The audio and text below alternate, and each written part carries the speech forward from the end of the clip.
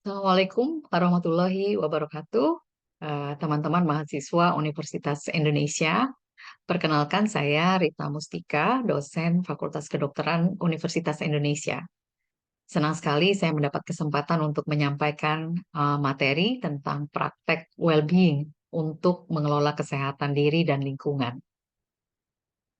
Dalam kuliah ini, saya berharap setelah teman-teman menyimak kuliah ini, teman-teman mahasiswa akan mampu menjelaskan pentingnya well-being, kemudian mengidentifikasi kondisi well-being diri sendiri, pribadi, kemudian bisa menyusun rencana well-being untuk diri sendiri maupun untuk teman yang lain ya, atau lingkungan sekitarnya. Tapi pertama-tama izinkan saya mengucapkan selamat kepada teman-teman sudah berhasil melewati satu semester ya, kemudian selamat datang di semester kedua. Mudah-mudahan semester ke depan ini bisa berlangsung dengan sukses ya buat teman-teman semua.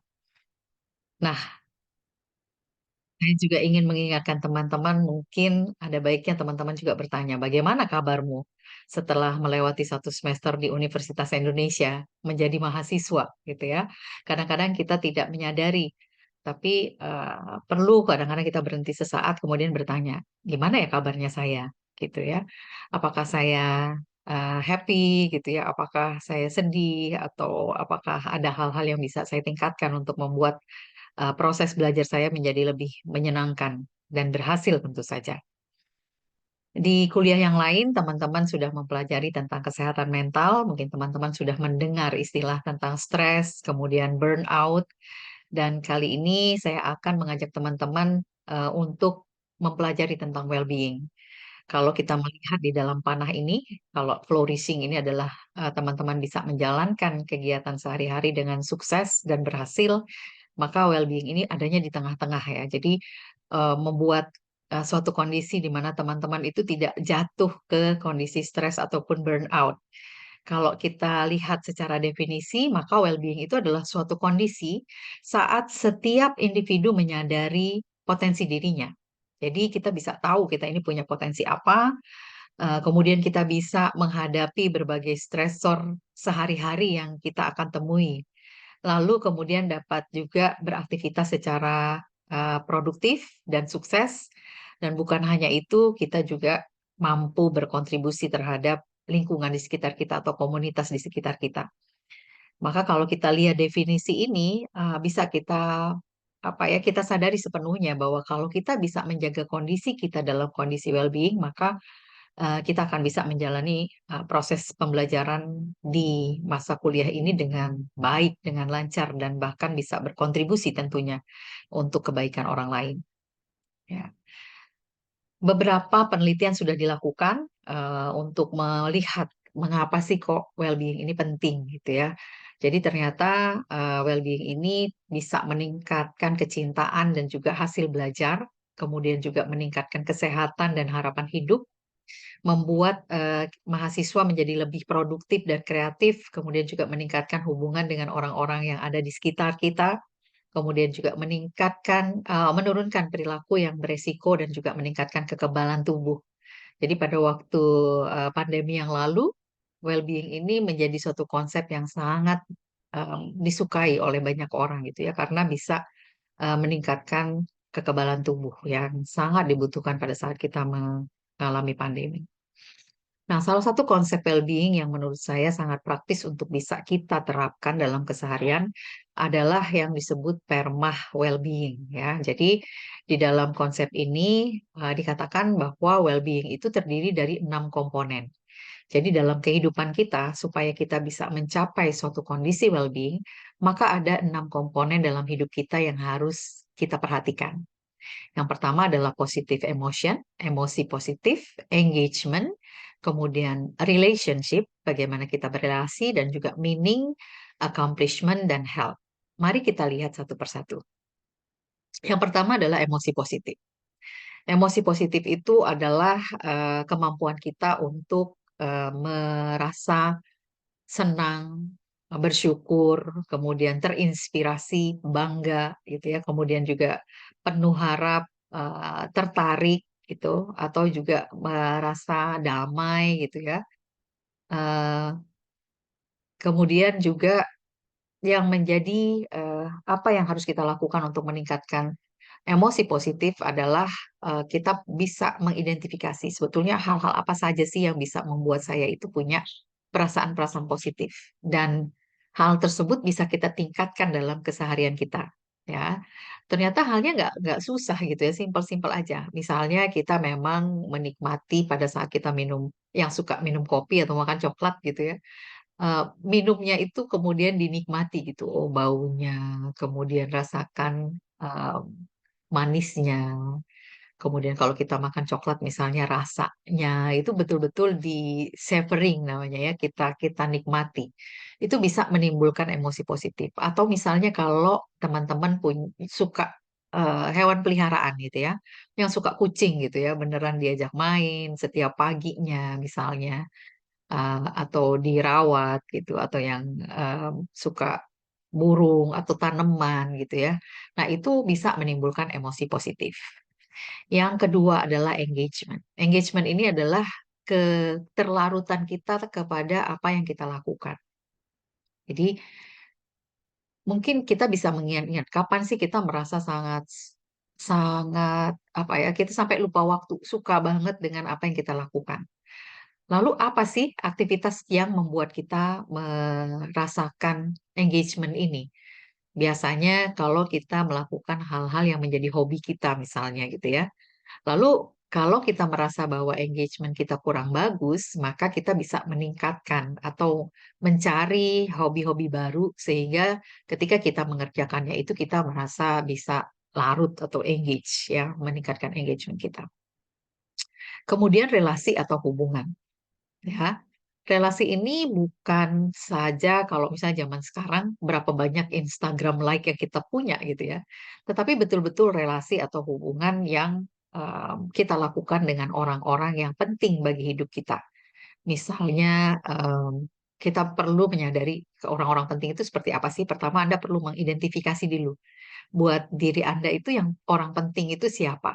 Ya, misalnya teman SMA yang deket banget gitu, atau eh, orang tua ya, ayah dan ibu Anda, atau adik atau kakak gitu ya.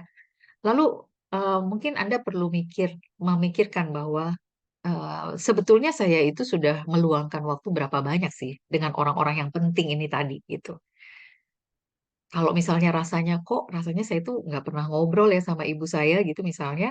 Nah, mungkin Anda bisa membuat ini menjadi suatu apa ya, aktivitas yang Anda rencanakan untuk meningkatkan relasi gitu, hubungan. Mungkin Anda terus merasa bahwa hubungannya nggak terlalu baik gitu karena saya memang nggak pernah ngobrol misalnya.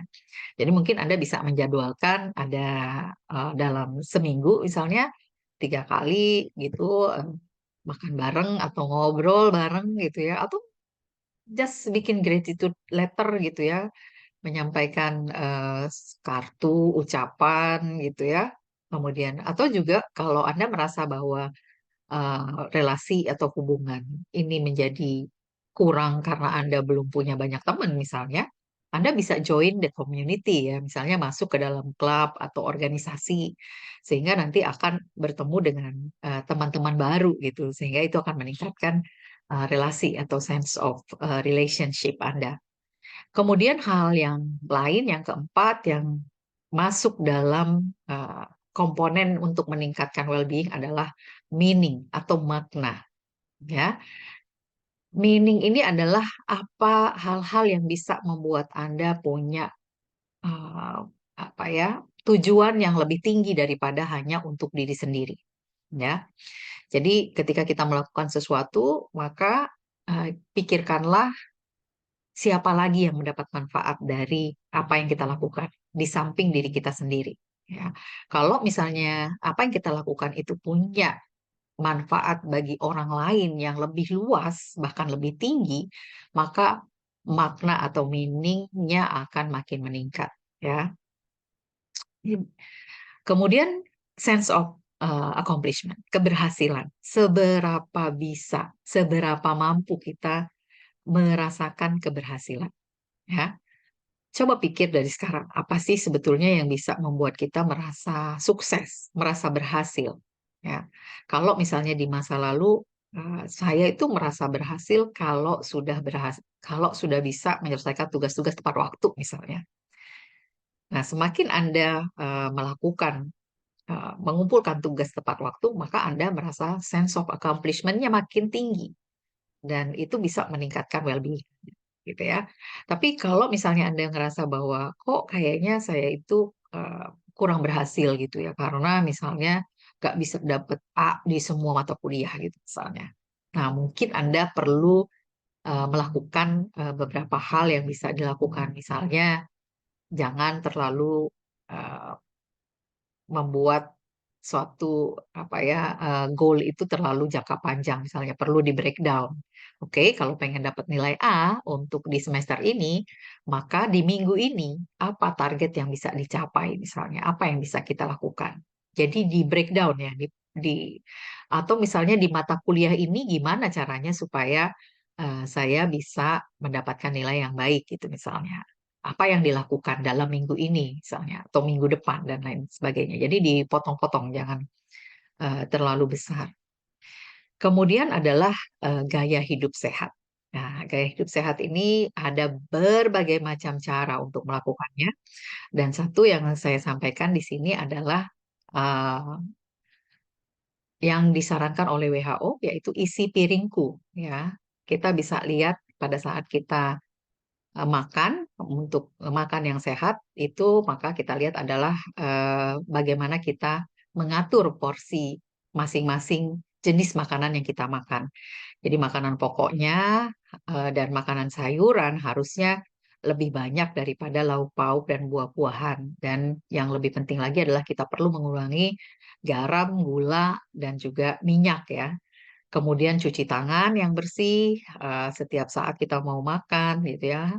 Kemudian juga setiap kita pulang dari bepergian, lalu berolahraga, beraktivitas fisik ya paling WHO menyarankan 30 menit dalam sehari.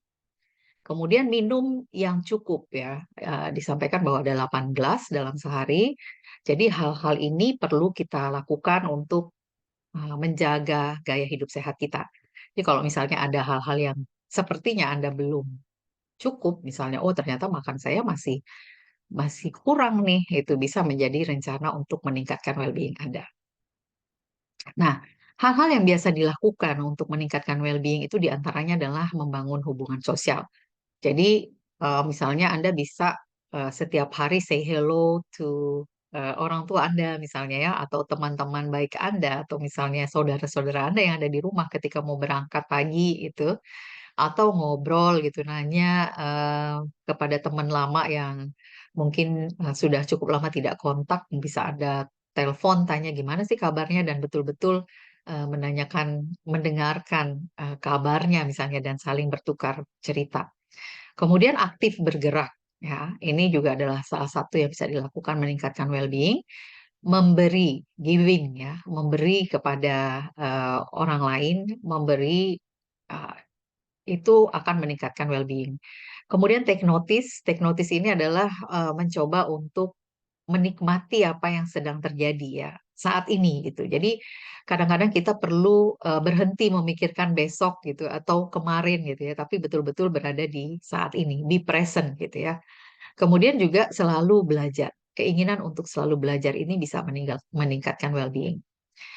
Nah, ini adalah hal-hal kecil yang bisa Anda lakukan untuk meningkatkan well-being, bentuk-bentuk aktivitasnya. Misalnya, untuk meningkatkan emosi positif, Anda bisa membuat gratitude journal atau catatan yang mencatat dalam 3 hal yang Anda syukuri dalam sehari, kemudian meditasi, berenang, membantu orang tua, volunteer ya, banyak sekali kesempatan volunteer sekarang menjadi tutor adik kelas, yoga, praktek mindfulness, memulai hobi baru, bersepeda, berjalan kaki ringan, praktek small kindness every day, ngobrol ringan dengan anggota keluarga, mengirim kabar, mengirim hadiah ke teman, atau mengontak teman lama misalnya. Ini adalah contoh-contoh yang bisa dilakukan dan tentu saja masih banyak lagi yang bisa Anda lakukan. Nah, yang bisa kita lakukan, mari kita rencanakan untuk melakukan praktek well-being ini. Gimana caranya? Yang pertama adalah ingatlah bahwa setiap orang itu memiliki sumber daya. Jadi kalau misalnya Anda sedang merasa uh, gak baik-baik aja gitu, perlu Anda ingat bahwa kita sebagai manusia itu diciptakan Allah dengan kemampuan untuk menyelesaikan masalah-masalah kita gitu ya. Jadi tidak ada masalah yang lebih besar dari diri kita sendiri gitu. Kemudian dukungan lingkungan dan sosial itu penting untuk bisa meningkatkan well-being.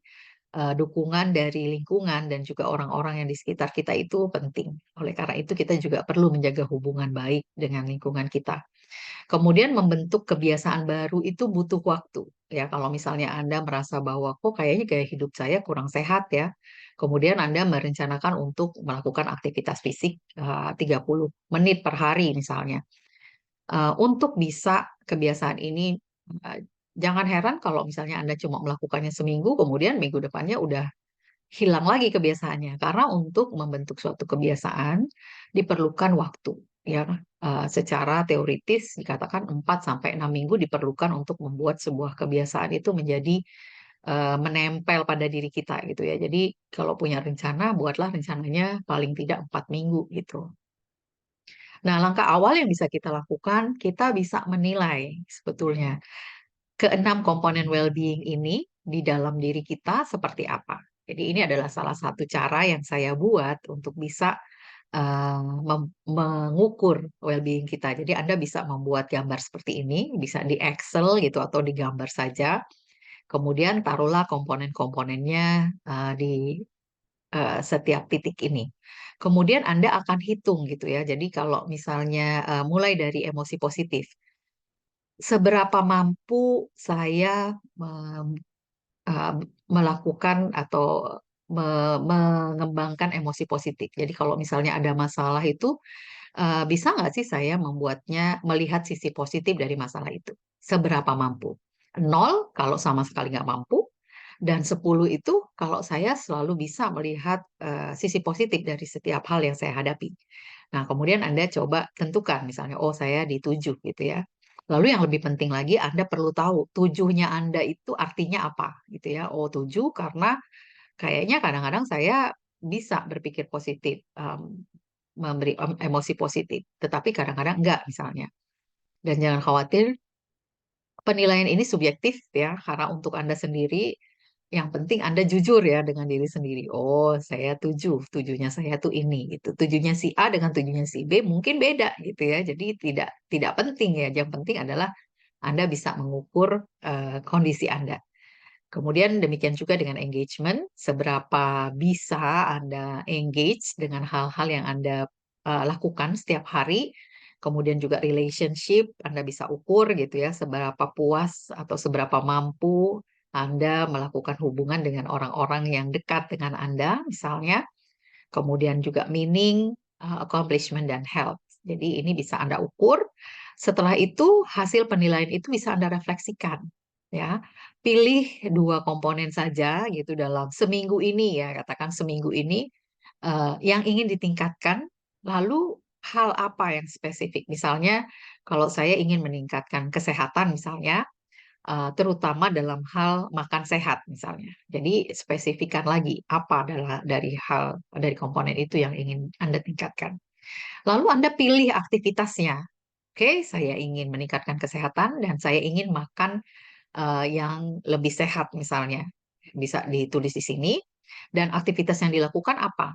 Oh, kalau begitu saya akan mulai masak sendiri, nggak mau lagi beli misalnya GoFood terus tiap hari gitu ya. Atau misalnya Anda ingin mengurangi makan gorengan misalnya. Nah, tuh bikin secara spesifik apa yang mau Anda lakukan dalam minggu itu paling tidak. Lalu buatlah smart goal-nya, keinginan Anda tadi, misalnya saya ingin supaya mengurangi makan gorengan gitu. Jadi dalam minggu ini saya akan makan gorengannya cuma sekali aja gitu. Kalau biasanya misalnya setiap hari ada gorengan, sekarang cuma sekali aja gitu misalnya. Kemudian pikirkan apa yang akan terlihat jika rencana sudah berhasil. Jadi bayangkan kalau sudah makan gorengannya dikurangin gitu, apa sih yang nanti akan terjadi? Mungkin nanti badannya jadi lebih langsing gitu ya, atau jadi lebih bugar gitu. Kemudian pikirkan juga ada nggak sih halangan gitu yang bisa membuat rencana Anda dalam minggu ini tuh nggak berhasil. Nah, kira-kira bagaimana mengatasinya? Oh, halangannya kalau teman saya datang bawain makanan, gorengan gitu ya. Nah, apa yang akan Anda lakukan? Kalau gitu mungkin dari sekarang saya akan beritahu teman saya bahwa saya sedang nggak makan gorengan gitu misalnya ya. Jadi Anda sudah harus mengantisipasi halangan yang bisa menghambat rencana Anda dari sekarang. Lalu dijadwalkan. Oke, minggu ini saya akan mengurangi makan gorengan. Mungkin minggu kedua saya akan menambahkan lagi kebiasaan hidup sehat yang mau saya lakukan ya. Misalnya dengan menambah makan sayuran misalnya atau menghitung jumlah minum saya setiap hari. Demikian juga di minggu ketiganya. Lalu kemudian jangan lupa dimonitor ya. Jadi Anda sendiri akan memonitor gitu. Paling tidak tadi saya sampaikan bahwa untuk membangun sebuah kebiasaan diperlukan waktu. Di paling tidak dalam 4 minggu lakukan kebiasaan-kebiasaan baik tersebut dan nanti direfleksikan. Apakah ada perubahan gitu? Apakah Anda merasa lebih well-being-nya meningkat? Apakah Anda merasa hal-hal lain gitu yang bisa Anda refleksikan? Saya kira demikian yang akan kita lakukan dan tugas Anda di minggu ini adalah Anda bisa merefleksikan proses perencanaan well-being Anda mulai dari deskripsi proses penilaian. Jadi gambarkan bagaimana Anda memberikan skor terhadap komponen well-being Anda sampai kemudian melakukan action plan-nya. Ya, jadi mulai dari menilainya, kemudian memilih komponen yang mau ditingkatkan, kemudian memilih aktivitas yang ingin ditingkatkan, kemudian juga bagaimana Anda mengkonfirmasi kekuatan Anda, kemudian juga lalu apa yang akan Anda lakukan untuk memonitornya gitu dan merefleksikannya.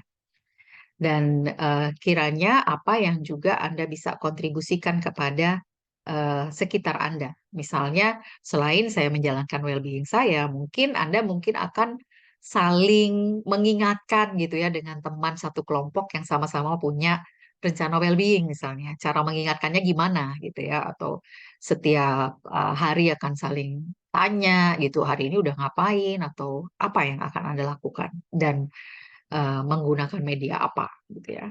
Lalu tuliskan ini sebagai tugas pekan ini dalam 500 kata ya. Jadi mudah-mudahan dengan ini Anda bisa kemudian membuat eh, praktek well-being ini bisa meningkatkan kemampuan Anda untuk menjalankan pembelajaran dengan sukses dan bisa memberi kontribusi. Demikian, saya kira terima kasih banyak atas perhatian Anda semua. Semoga teman-teman bisa mengelola kesehatan melalui well-being practice ini, baik dari diri sendiri maupun untuk lingkungan Anda. Enjoy the process. Sampai ketemu lagi di kuliah yang lain. Terima kasih. Assalamualaikum warahmatullahi wabarakatuh.